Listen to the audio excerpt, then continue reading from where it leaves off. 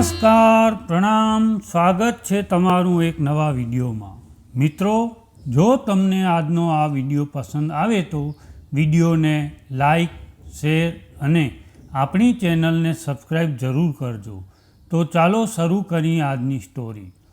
જ્યારે મેં લગ્નની રાત્રે મારી પત્નીનો કાળો ચહેરો જોયો ત્યારે મને ખૂબ ગુસ્સો આવ્યો। જ્યારે મેં તેને છૂટાછેડા લેવાનું કહ્યું ત્યારે તે મારા પગમાં પડી અને કહ્યું, તમે બીજા લગ્ન કરી લો, હું ઘરના કોઈ પણ ખૂણામાં રહીશ। મેં એક સુંદર સ્ત્રી સાથે લગ્ન કર્યા અને તેને ઘરે લાવ્યો। પહેલી પત્ની નોકરાણી બની તેની સેવા કરવા લાગી। ઘરે દરેક જણ ખુશ હતા કારણ કે તેને મફતની નોકરાણી મળી ગઈ હતી। પરંતુ એક રાત અચાનક હું બહાર ઊભો શાંત આંખોથી ઘરના દરવાજા તરફ જોતો હતો। ખબર નથી આજે હું દરવાજો ખોલવાની અને અંદર જવાની હિંમત કેમ કરી શક્યો નહીં। જ્યારે નજીકના મંદિરમાંથી મેં ભજનનો અવાજ સાંભળ્યો તો મેં આકાશ તરફ જોયું। શિયાળાની સાંજ ઝડપથી રાતની છાઈમાં ફેરવાઈ રહી હતી। મેં એક ઠંડો શ્વાસ લીધો। હું ઈચ્છું કે ન ઈચ્છું પણ મારે મારા ઘરે જવાનું જ હતું। આ સિવાય બીજો કોઈ ઉપાય પણ ન હતો। મેં દરવાજો ખોલ્યો અને અંદર પ્રવેશ કર્યો।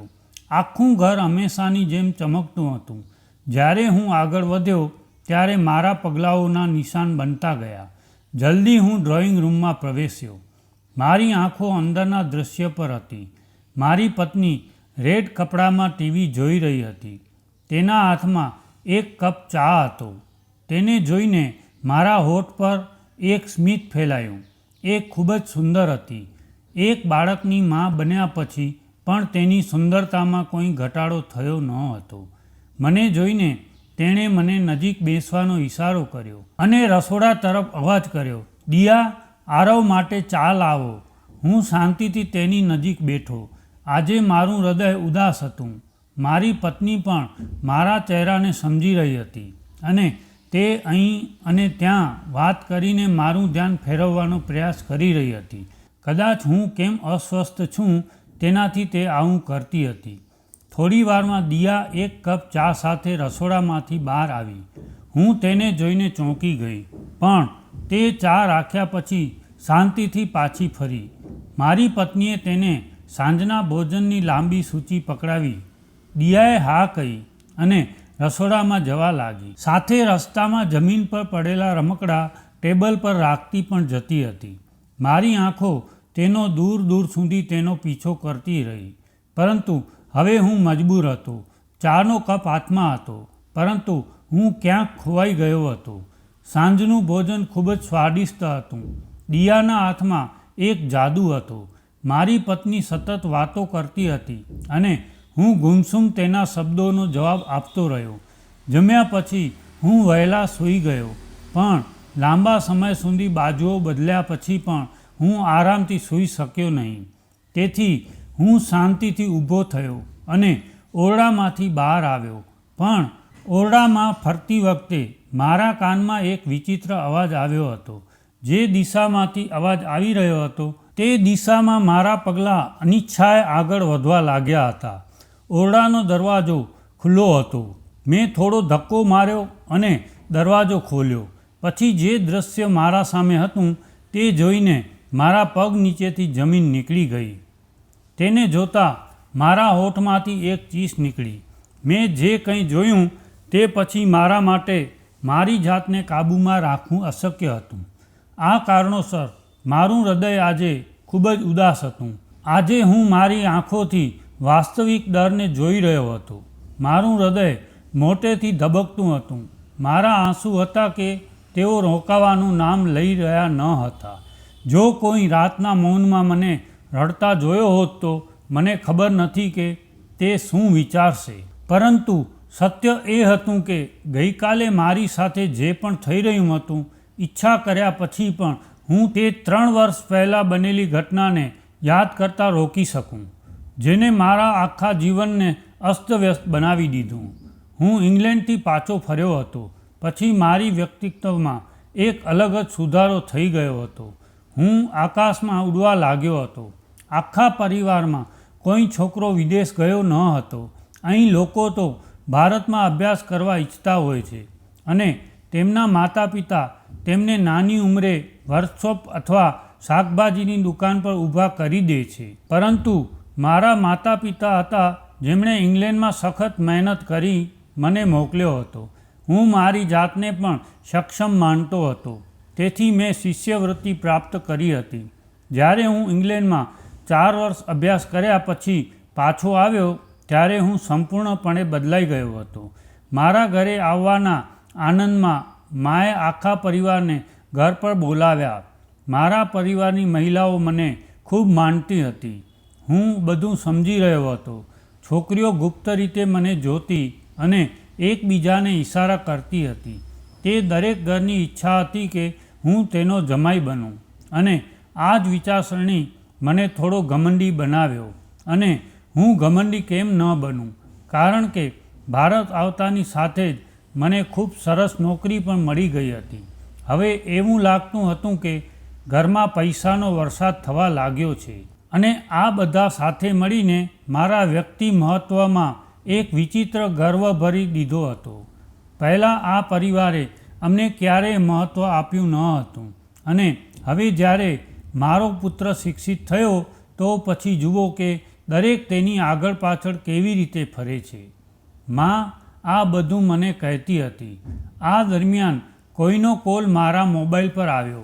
મેં ફોન લીધો અને બહાર ગયો, પરંતુ મારું હૃદય માના શબ્દોમાં ફસાઈ ગયું હતું. લગ્નના સપના મારા હૃદયમાં હતા અને આમ પણ સારું ઘર, સારું શિક્ષણ, પૈસાની અછત નહીં, હવે જીવનમાં એક સુંદર પત્નીની અછત હતી જે મારી સાથે પગલું ભરી ચાલી શકે છે. એક દિવસ જ્યારે હું મારી નોકરીથી ઘરમાં આવ્યો તો કેટલીક બિનગતિશીલ ચળવળ જોઈ. જ્યારે હું મારા રૂમમાં પ્રવેશ્યો ત્યારે મેં જોયું કે એક સ્ત્રી મારી સામે બેઠેલી હતી. અચાનક તે ઊભી થઈ અને મારા કપાળને ચુંબન કરવા લાગી. જ્યારે મેં નજીકથી જોયું ત્યારે તેનો ચહેરો જાણીતો લાગ્યો. મેં પ્રશ્નો સાથે મારી મા તરફ જોયું. મા સ્મિત કરતાં બોલી, "આ તારી ફઈ છે જે બીજા શહેરમાં રહે છે. જ્યારે તેને ઇંગ્લેન્ડથી તારા આગમનના સમાચાર મળ્યા ત્યારે તે તને મળવા આવ્યા છે." માની વાતો પર મેં સમજણની રીતથી માથું હલાવી દીધું. ફઈ મારી સાથે ખૂબ પ્રેમથી વર્તી રહી હતી. તેની સાથે તેના પતિ પણ હતા. એવું લાગતું હતું કે તે લોકો વધુ અમીર નથી. કપડાં સાદા પણ સ્વચ્છ અને ઇસ્ત્રી કરેલા હતા.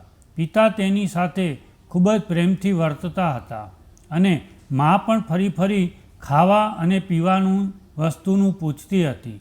મને આ બધું થોડું વિચિત્ર લાગ્યું, કારણ કે મેં ક્યારેય માને તેના સાસરિયાઓના લોકોની આટલી ફિકર કરતા જોયા નહોતા. પરંતુ હું મારા રૂમમાં ખંભો ઉચકાવીને ચાલ્યો ગયો. બધા બહાર લાંબા સમય સુધી રહ્યા. બીજા દિવસે સવારે જ્યારે હું નોકરી પર ગયો અને સાંજે જ્યારે હું પાછો આવ્યો ત્યારે મા ખૂબ ખુશ હતી. તે કહેવા લાગી, "ફઈ તે માટે આવ્યા હતા કે તે તેની પુત્રીનો સંબંધ તારી સાથે કરવા માંગે છે." હું ગુરૂર સાથે હસ્યો કે લોકો ઘરે આવી અને મને તેની દીકરીઓનો સંબંધ આપવા માટે તૈયાર હતા. મા ખૂબ ખુશ હતી અને તે આ સંબંધ માટે સંમત થઈ ગઈ હતી. પરંતુ હું થોડો અચકાતો હતો. હું છોકરીને જોવા અને મળવા માંગતો હતો. જ્યારે મેં માને આ વાત કરી ત્યારે તે હસી પડી અને કહ્યું, "અરે, છોકરી સાથે તારે કંઈ લેવા દેવા નથી. મેં તેને જોઈ છે ને અને તે ખૂબ સુંદર છે અને તે તારી અપેક્ષા કરતાં સારી પણ છે. તે બીજા શહેરમાં રહે છે અને ત્યાં છોકરીને જોવાનું શક્ય નથી. હું તારા વહેલા લગ્ન કરવા માગું છું અને મારા જૂના હાડકામાં તારા નખરા સહન કરવાની એટલી શક્તિ પણ નથી. તારી પત્ની આવશે તો તારા નખરા ઉપાડશે." માને સાંભળ્યા પછી હું ઇનકાર કરી શક્યો નહીં. હું જાણતો હતો કે મારી મા આટલી જલ્દીથી કંઈક પણ પસંદ કરતી નથી અને જો તેને સસુરાલવાળાની કોઈ પણ પ્રશંસા કરી હોય તો તે ખરેખર સારી હશે. તેથી હું લગ્ન માટે સંમત થયો. તાત્કાલિક લગ્નની તૈયારીઓ ઘરે શરૂ થઈ. મેં મારી ભાવિ પત્ની સાથે વાત કરવાનો શ્રેષ્ઠ પ્રયાસ કર્યો, પરંતુ મને ખબર પડી કે તેની પાસે મોબાઈલ ફોન પણ નથી. મેં મારી જાતને દિલાસો આપ્યો. હવે લગ્નમાં કેટલાક દિવસો બાકી છે. ઓફિસમાં મારા બધા મિત્રોને લગ્નની ખબર પડી ગઈ હતી, તેથી વોટ્સઅપમાં તે બધા મને અભિનંદન આપી રહ્યા હતા. મેં મારી રિસેપ્શન પાર્ટી શહેરના સૌથી મોટા હોલમાં રાખી હતી. લગ્નનો દિવસ પણ આવ્યો. મેં ખુલ્લેઆમ પૈસા ખર્ચ્યા હતા. અમારે બીજા શહેરમાં બારાત લઈ જવાનું હતું. મુસાફરીના થાકથી અમે બધા કંટાળી ગયા હતા, પરંતુ હું મારા લગ્નથી ખુશ હતો. પણ જ્યારે હું વરરાજા બની એક નાના મકાનમાં બેઠો ત્યારે મને લાગ્યું કે અહીં મને ઘૂંટણ થાય છે.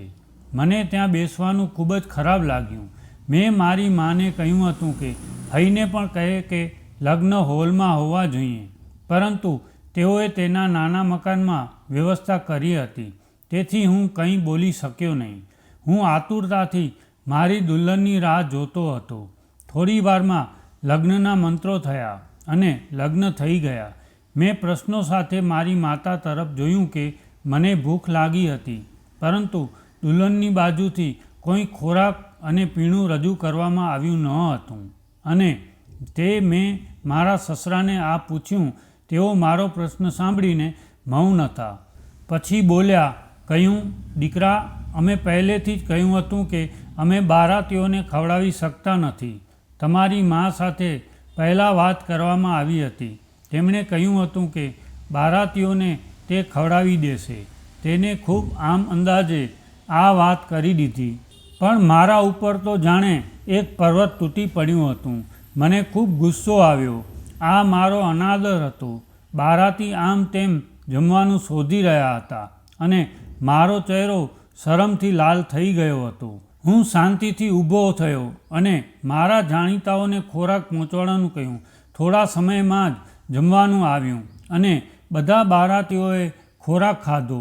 હું માને કંઈક પૂછવા માંગતો હતો, પરંતુ તે સમયે યોગ્ય ન હતો. મેં મારી જાતને સમજાવ્યું.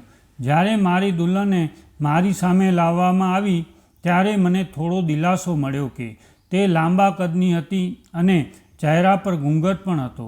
મને લાગ્યું કે તે ચોક્કસપણે ખૂબ સુંદર હશે. હવે વિદાયનો સમય થયો.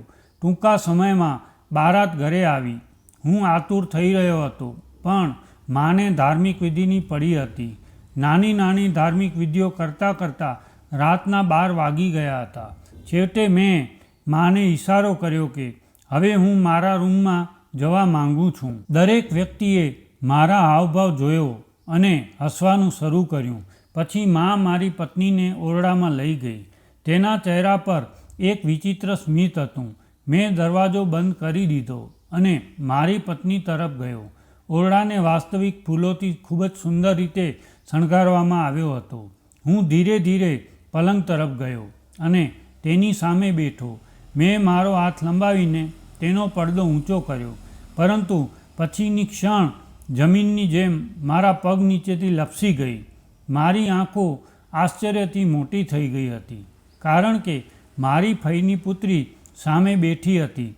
તે હસી રહી હતી, પરંતુ તેના સ્મિત હોવા છતાં ચહેરા પર કોઈ ખાસ ઝગમગાટ ન હતો. તેનો રંગ ખૂબ કાળો હતો. નેણનખ સરળ હતા. સૌથી મોટી વાત, તેના એક ગાલ પર મોટો મસ્સો હતો. તે શાંતિથી બેઠી હતી, કદાચ તેની પ્રશંસાની રાહ જોતી હતી. પણ મેં ગુસ્સે થઈને કહ્યું કે મા તો કહેતી હતી કે તમે ખૂબ સુંદર છો, પરંતુ તમારો દેખાવ એવો છે કે તમને એકવાર જોયા પછી હું તમને ફરીથી જોઈ પણ શકતો નથી. તમે મારી અપેક્ષાઓ પ્રમાણે નથી. મેં એક મોટી ભૂલ કરી કે તને જોયા વિના તમારી સાથે લગ્ન કર્યા. આ કડવા શબ્દો મારા હોઠમાંથી બહાર આવ્યા, અને જો તે હસતી હતી. અચાનક મારી તરફ જોવાનું શરૂ કર્યું. મારા શબ્દો તેની આંખોમાં આંસુ લાવ્યા હતા. મેં તેની તરફ દ્વેષપૂર્ણ આંખોથી જોયું અને કહ્યું, હું હંમેશા સફેદ રંગ ઈચ્છતો હતો, અને મારી પત્નીનો રંગ આટલો કાળો હશે મેં મારા સ્વપ્નમાં પણ ક્યારેય વિચાર્યું ન હતું. તેના રંગ પર મેકઅપ તેને વધુ કદરૂપો બનાવતો હતો. હું ગભરાઈ ગયો અને પલંગ પરથી નીચે ઉતર્યો અને કહ્યું કે હું તમને છૂટાછેડા આપીશ. હું તમને મારી પત્ની તરીકે રાખી શકતો નથી. આવતીકાલે રિસેપ્શનમાં દરેક જણ તમને જોયા પછી મારી મજાક ઉડાવશે. તો તે અચાનક પલંગ પરથી નીચે આવી ગઈ અને મારા પગ પકડ્યા અને કહ્યું, ભગવાન માટે મને છૂટાછેડા ન આપ. મારા માતા પિતા ખૂબ ગરીબ છે. આ આંચકો તેમના માટે મોટો રહેશે. જો હું કદરૂપી છું તો આમાં તેમની તો ભૂલ શું છે? હું તમને દરેક ખુશી આપીશ, ફક્ત મને છૂટાછેડા ન આપો. તે કડકાઈથી રડતી હતી. પછી અચાનક તેણે કહ્યું કે જો તમને મારો ચહેરો ગમતો નથી તો તમે બીજા લગ્ન કરી શકો છો. હું તમને ક્યારેય રોકીશ નહીં. ફક્ત હું અહીં ઘરના એક ખૂણામાં રહીશ અને તમારી સેવા કરીશ, કારણ કે હું તમને ખૂબ પ્રેમ કરું છું અને તમારા વિના જીવી શકતી નથી. તેના મુદ્દા પર મારામાં નફરતની બીજી તરંગ જાગી ગઈ, પરંતુ હું કાંઈ કરી શક્યો નહીં.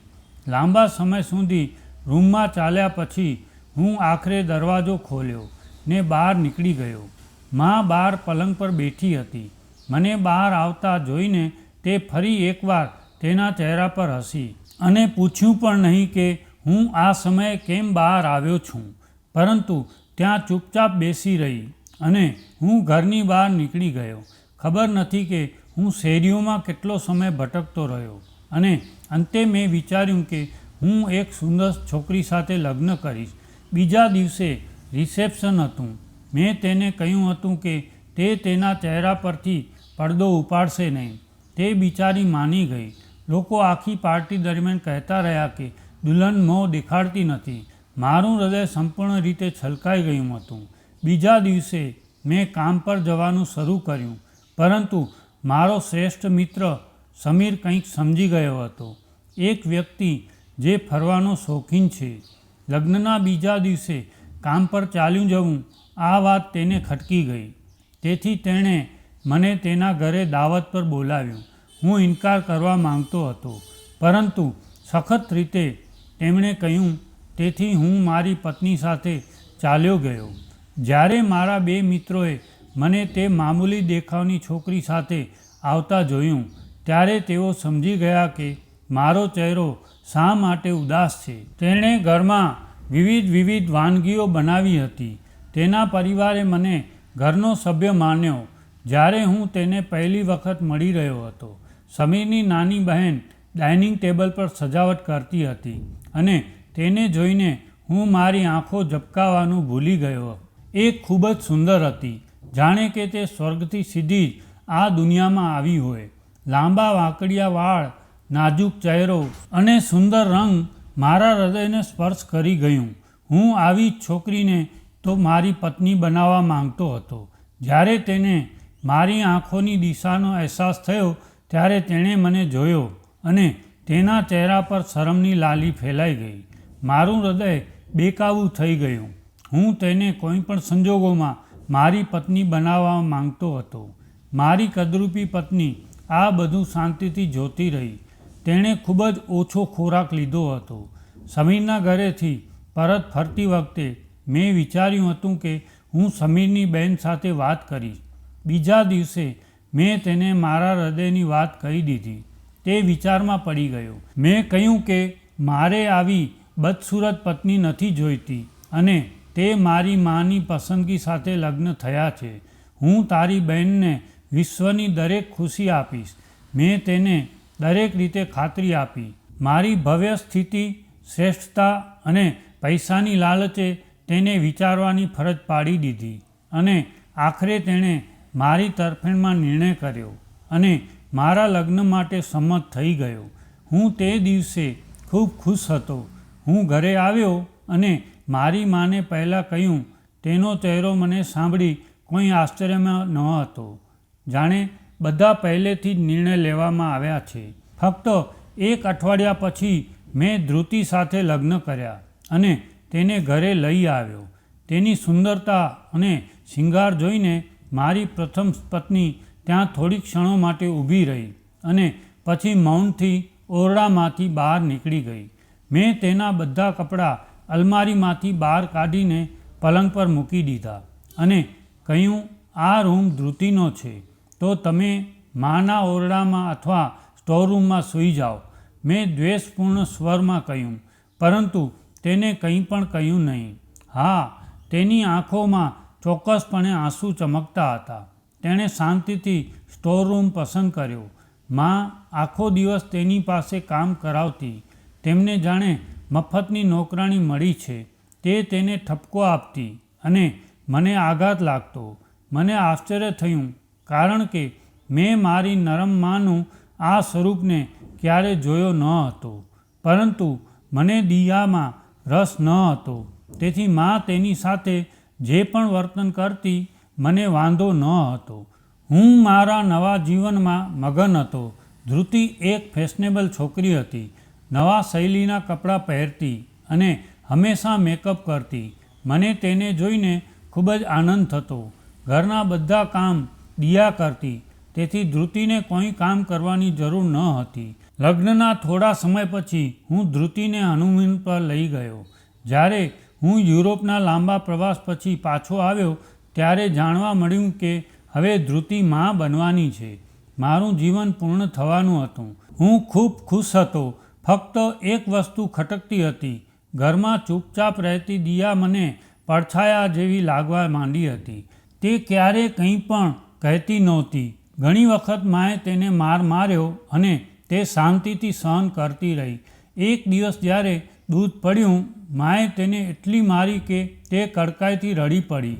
પણ તેના હોઠમાંથી એક પણ ફરિયાદ બહાર આવી ન હતી. ન જાણે કેમ તે દિવસે મારા દિલમાં અજીબ બેચેનીથી ભરાઈ ગઈ.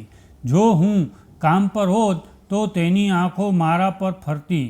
આજે પણ હું વહેલા પાછો આવ્યો અને હવે મેં જે જોયું, હું કડકાઈથી રડી પડ્યો. મારું બાળક મોટેથી રડતું હતું.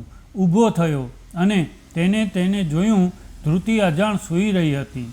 મેં તેને હલાવી અને તેનું ધ્યાન બાળક તરફ આપ્યું, પણ તે ફરી અને સૂઈ ગઈ. મેં ઠંડો શ્વાસ લીધો. તે ચોક્કસપણે સુંદર હતી, પરંતુ તે સલીકેદાર ન હતી. જો બાળક આખી રાત રડતો રહે તો હું તેને સંભાળતો.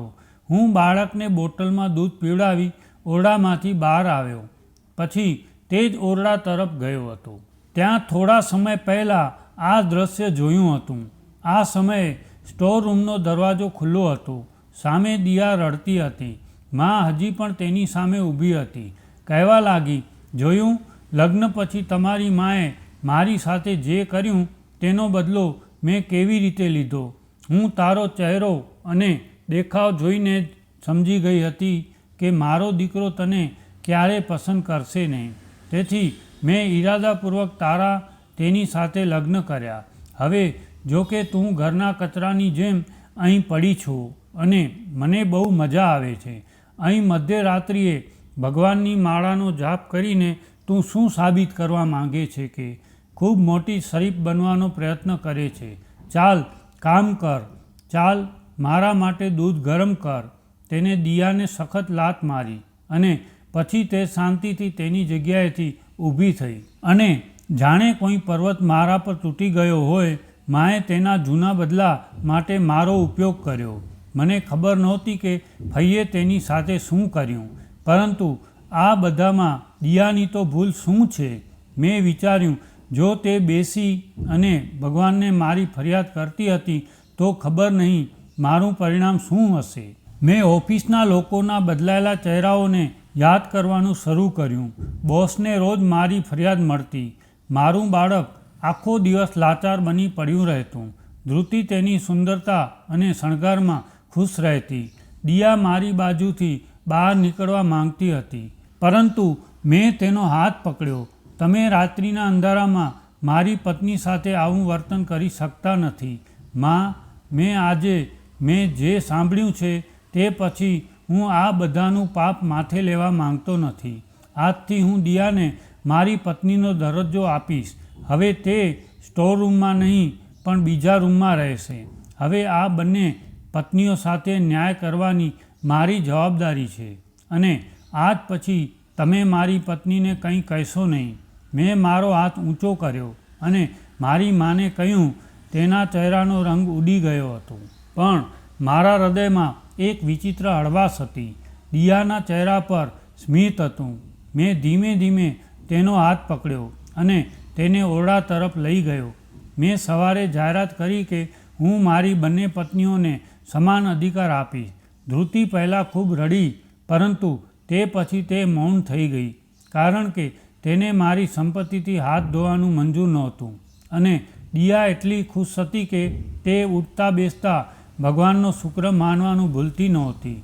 ઘરના બધા કામ તે પહેલાંની જેમ જ કરતી હતી, પરંતુ તફાવત એટલો હતો કે હવે તેની આંખો આંસુને બદલે દરેક સમયે સ્મિત રહેતી. તેની કંપનીમાં રહેતા મને સમજાયું કે સાચી ખુશી આપતી પત્ની કેવી હોય છે.